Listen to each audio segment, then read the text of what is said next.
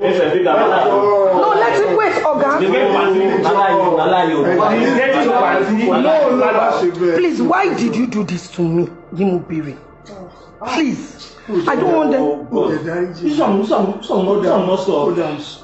I know you are saying you are sorry, but I know you. Did I do anything to offend you? No. Why would you molest a 7-year-old?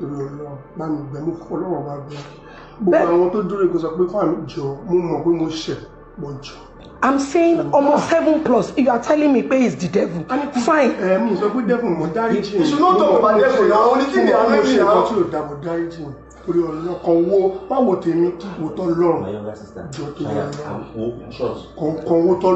But after everything I did for you, why? You tried.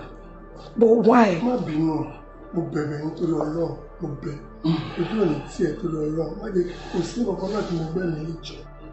But I want to understand. I took out my time, registered you in the school. The only thing I didn't even do was allow you to stay in my house.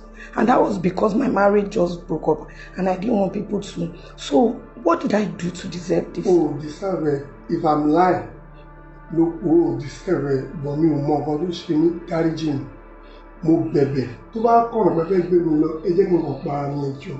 No, you have not even answered my question. Why molest a 7-year-old?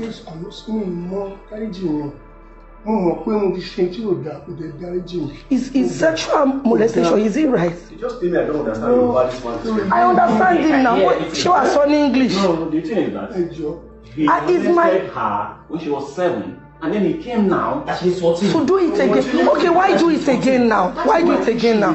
Okay, tell us, why do it again now? I won't say not do it. No, but why do it again now? I'm going to come. Why do it again now? Why do it again now? Why do it again now? Maybe we should just hand him over to. They are coming. They are already on their way. Because you are not talking to me. Zoto said, if any police will come here, we should call them for Zoto. Let them, once he's registered. Where is he going?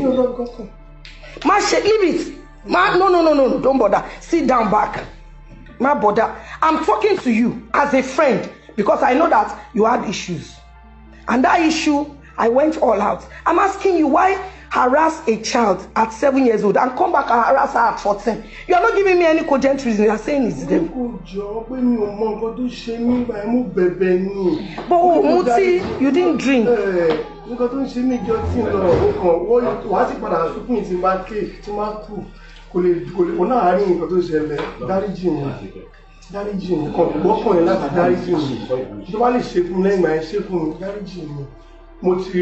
I want to forgive you, but I just want to understand. You know that I know him, that's why he's telling me. Which you know, this one is what you want to defend. I'm begging you. Why? I don't understand. If truly you prayed about it, you harassed her at 7. Why come back to harass her at 14? You know what they do? I'm not called devil, brother. What I've done is bad. No doubt about that. It's very bad to molest her. It's very bad, I know. But please, I'm pleading. Okay. To your Lord, princess, you did not deserve it. Record it, you did not deserve it.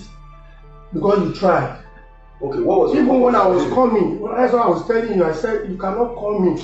Even once, I will answer 3. Because you tried for me. Hey Joe, just help me. Okay, what was your aim now? What was your aim? To just destroy our life? Or what? There is no aim. When there is problem, this spiritual problem, you have spiritual problem. You can't, she knows. That you have, know what she knows you have spiritual problem. She even gave me a number. Someone to go, I 1 or 2 people. I gave you a pastor's number when you have problem with your marriage. Did I know that you can molest a 7-year-old or harass a 7-year-old? But you are not making me understand. If you are saying the devil, that was some years ago. You repeated it again. Does it mean you have done it to other people? I know. So you are saying if I ask around, nobody will say. my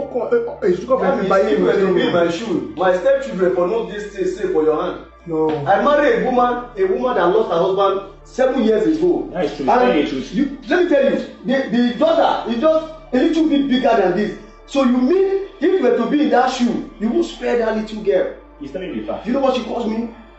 Daddy. He's not the father. She did not joke with me. You are old enough to be her father. Do you understand? We sleep together in the same bed.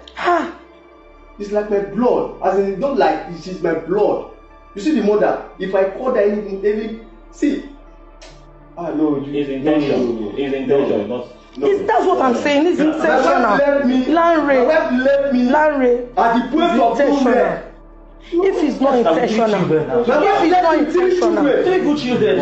back. If it's not intentional, why harass a child at 7? Then come back years later. No, why do that? You know what it is? It's intentional. Once you enter, you attack her. Yes, immediately. You didn't waste time. You went to search the room if there's anybody. Yes. No, I did not. What did you do? You searched the whole room. No. Princess, wait. Leave her. Let her express herself. Leave her. It's painful. If she don't express herself, you can eat her like that. Leave her. Leave her. Let her express herself. Leave her alone. Let her express herself. This can eat her. I know the pain of it. See, you know what I'm going through? My wife left me with 3 boys. After much beg, she called to my family to tell them that was a ritualist. That's why she left me. Now she's coming back to beg after I married another person. I've been working with you for how long? Don't play. Do you understand?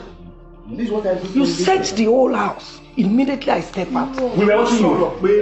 If you lie again, why are you lying? If I come to my door, this guy don't go. What did you now do? Leave him. I said, no, I'm not. Because what I did is bad. As I just said, I said, this place is smaller than the place you go. So Moania, how many rooms? And I now open this place. I said, 3 rooms. I said, this place is small. Where did you open? Wait, where did you open? We're here. That's all. That's all. No. Where again? I open here. That's all. I enter here. Is it your house? Bushman, when you are But I was not around. Is it your house? No. Was the owner around? But no. Close. So what? You have never been here before. That's why you molest her daughter. No. That's what you're telling me. That you feel free to pay her back with that. I did bad. Anywhere I did bad. I don't need to hide my feelings or anything. I'm not lying, please. But I'm saying, why harass her again? That's why I say twice. That's why we are asking. That's the thing. Ayele. Please. After 7 years, you came back again. You want to box it one their way. They are wasting time. So I should leave you with them. Leave you with them. Oh, bros, I'm not watching now. No. If the first one of us idea, they'll tell us that you don't know. Auntie will do all those things. You think, man?